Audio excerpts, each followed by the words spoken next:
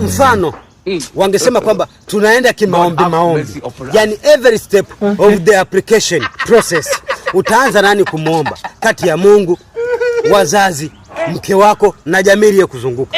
Kwamba baraka zako ziwe pamoja nami. Who is first kwako? Kuwa free.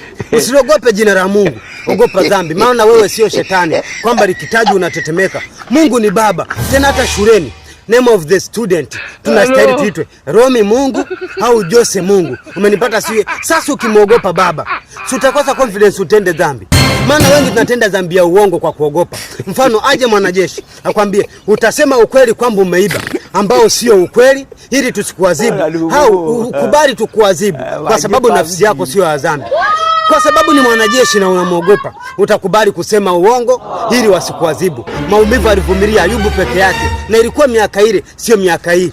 Na najua wote mtasema eti mimi naanza na Mungu kama madai. Ila kama ushawahi kuamka asubuhi na ukaenda kazini bila kusema asante Mungu, usidanganye nafsi, sema ukweli. Halafu sio kila aliyopo duniani ni mtu wa Mungu, hadi shetani na watu wake. Kwa hiyo kuwa free, usipretend. Mambo ya kifo cha wengi ni harusi, halafu Mungu ana watu wengi, ngoja niambatane nao. Kumbuka hata Yesu alikuwa peke yake msalabani na alipofariki tukasherekea kwamba ametuondolea dhambi wanadamu. Umenipata sio? Halafu Yesu alisema kwamba mimi ndiye njia ya uzima.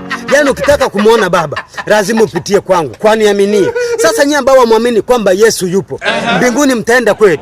Au siku ya hukumu ndo mtaanza kupigana kama wagombania ulisi? Kwamba haiwezekani. Mbona sisi dhehebu letu alikutufundisha kwamba wewe ndiye njia. Umenipata sio? Na tushangai kuona familia baba ni mmoja ila watoto wamejigawanya, mpaka leo wajumlisha mwenyewe anashangaa kwamba mmekuwa wakambo, mnaleta utimu mara Simba, Yanga, Mungu, shetani, maskini, tajiri, CCM, Chadema, Diamond, Alikiba. Halafu kuna hawa Wakristo kwa Waislamu.